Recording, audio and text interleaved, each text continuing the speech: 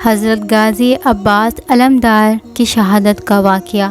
تاریخ میں لکھا، امام علی علیہ السلام ہر رات ہاتھوں کو اٹھا کے اللہ کے دربار میں دعا کرتے، اے اللہ مجھے ایسا بیٹا عطا کر جو کربلا میں میرے غریب حسین کی مدد کرے۔ اللہ نے غازی عباس علمدار کا ظہور کیا۔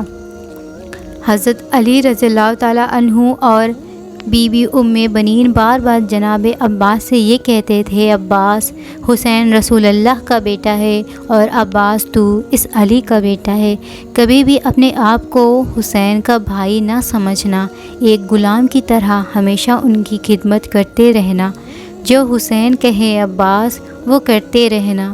10 محرم کا دن جب کربلا میں ہر ایک شہید امام حسین علیہ السلام کی قدموں میں قربان ہوتا رہا۔ تاریخ نے لکھا، حضرت عباس اپنی آنکھوں کے سامنے اپنے بھائی اور بچوں کو قربان کرتا دیکھتے ہیں اور بار بار نواسے رسول کے قدموں میں بیٹھ کے کہتے ہیں، اے میرے آقا حسین، اس غلام کو بھی اجازت دو۔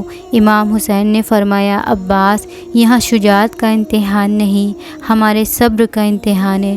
جناب عباس جیسے ہی امام حسین سے مل کے باہر آئے تو دیکھا بی بی سکینہ ہاتھوں میں مشکیزہ لیے جناب عباس کی طرف قریب آئی اور کہنے لگی، چاچا عباس، میرے اصغر نے 3 دن سے پانی نہیں پیا ہے۔ جناب عباس نے بی بی سکینہ کو دیکھا، خالی مشکیزے کو دیکھا اور کہا، اے میرے آقا جادی، میرے آقا حسین کو کہو میں آپ کے لیے پانی لے آؤں۔ ننھی سکینہ غازی عباس کو لے کے حسین علیہ السلام کے پاس آتے ہیں اور کہتے ہیں، اے بابا، چاچا کو اجازت دو، نہر سے پانی لے کر کے آئیں۔ امام حسین علیہ السلام نے غازی عباس کے چہرے کو دیکھا، ایک آہ بھری اور فرمایا، سکینہ، عباس جاؤ میری بہن زینب کے پاس، اگر میری بہن عباس کو اجازت دیتی ہے تو عباس تم چلے جانا۔ غازی عباس اور معصوم سکینہ بی بی زینب کے خیمے کے قریب آتے ہیں اور فرماتے ہیں، سلام و رسول اللہ کی نواسی پر۔ بی بی زینب جیسے ہی باہر آئی دیکھا غازی عباس غلام کی طرح زمین پر بیٹھے ہیں۔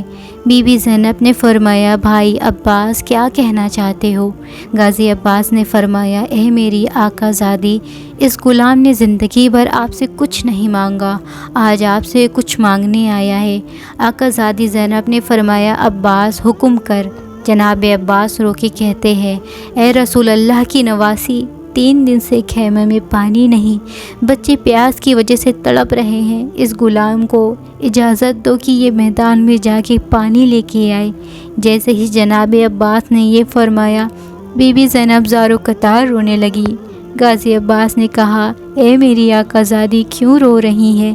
بی بی زینب نے فرمایا، میرے بابا نے مجھے وصیت کی تھی کہ اے زینب، کوفہ اور شام کی گلیوں سے تجھے بے پردہ کر کے رسیوں میں باندھ کر کے پھرایا جائے گا۔ میں نے ابا سے کہا، بابا، جس کا عباس جیسا بھائی ہو وہ بازاروں میں کیسے جائے گی؟ عباس، آج میں سمجھ گئی کہ میں قیدی بھی بنوں گی، لوگ مجھے پتھر بھی ماریں گے۔ جناب عباس کو اجازت ملی۔ غازی عباس مشکیزہ اور علم لیے نہر کی طرف بڑھتے ہیں۔ تاریخ نے لکھا، شیر کی طرح حملہ کرتے ہیں، فوج اشکیاں بھاگنا شروع کر دیتی ہے۔ غازی عباس علمدار علم کو نہر پر لگا کر بی بی سکینہ کے خالی مشکیزے کو پانی سے بھرنا شروع کرتے ہیں۔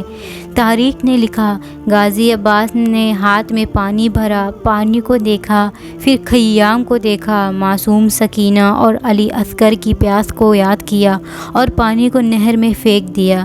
اتنے میں جناب عباس نے دیکھا کہ آپ کا گھوڑا حسرت کی نگاہ سے آپ کو دیکھ رہا ہے۔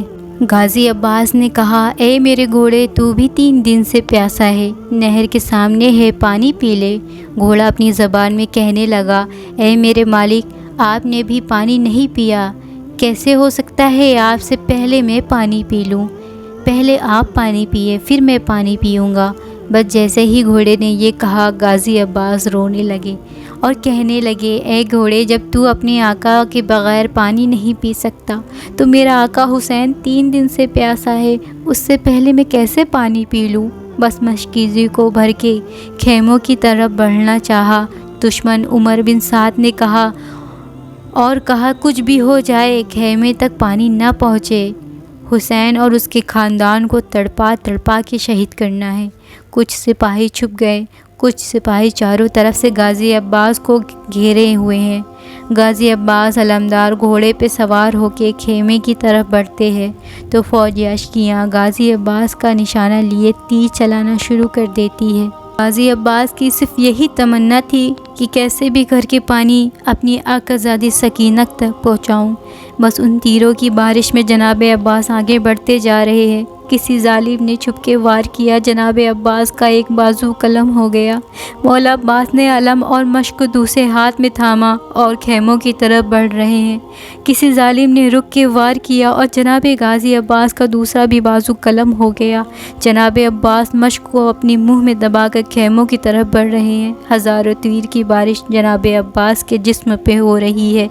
تاریخ نے لکھا غازی عباس کے جسم پہ تیر لگنا شروع ہو گئے۔ ایک تیر جناب عباس کی آنکھ میں لا کے لگا، جیسے ہی تیر مشق کو لگا اور مشق سے پانی بہنا شروع ہو گیا۔ غازی عباس جیسے ہی بہتا مشق کو دیکھا، خیموں کو دیکھ کر کہا، میرے مولا مجھے معاف کرنا۔ اتنے میں کوئی ظالم غازی عباس کے سر پہ وار کرتا ہے اور جناب عباس گھوڑے کی زین سے زمین پر آتے ہیں۔ وہاں یہ منظر امام حسین علیہ السلام نے دیکھا۔ اِنَّ لِلَّهِ وَإِنَّ إِلَيْهِ راجعون پڑھا۔ امام حسین علیہ السلام نہر کی طرف بڑھنا شروع کیا، جناب عباس کے سر کو اپنی گود میں رکھتے ہیں۔ اتنی دیر میں جناب عباس فرماتے ہیں، اے میرے آقا مجھے معاف کرنا، میں نے کوشش تو بہت کی تھی لیکن میں اپنی شہزادی سکینہ تک پانی نہیں پہنچا سکا۔ امام حسین نے فرمایا، عباس اللہ کی مرضی یہ ہے کہ ہم شہادات پیاسے رہ کر اللہ کی دین پر قربان ہو جائیں اور ہماری پیاس کو قیامت تک یاد رکھا جائے۔ پھر غازی عباس فرماتے ہیں، اے میرے مولا اس آپ کے غلام نے آپ سے کچھ نہیں مانگا، آج کچھ مانگنا چاہتا ہے۔ امام حسین نے فرمایا، عباس میرے بھائی حکم کر۔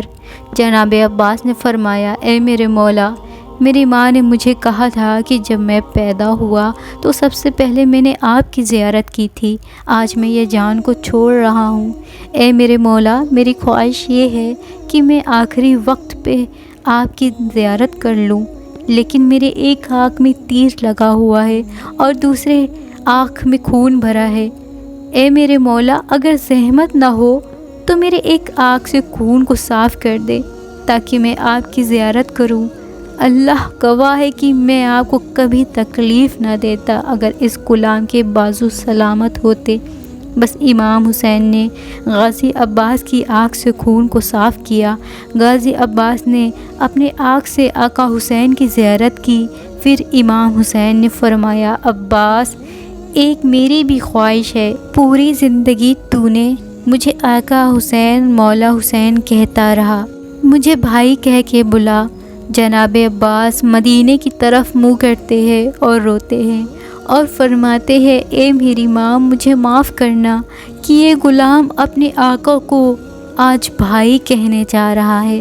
بس جناب عباس شہید ہو جاتے ہیں اور فوج یزید جھومتے رہتے ہیں۔ سلام ہو حضرت عباس پر، سلام ہو حضرت حسین رضی اللہ تعالیٰ عنہ پر، سلام ہو کربلا کے مظلوموں پر۔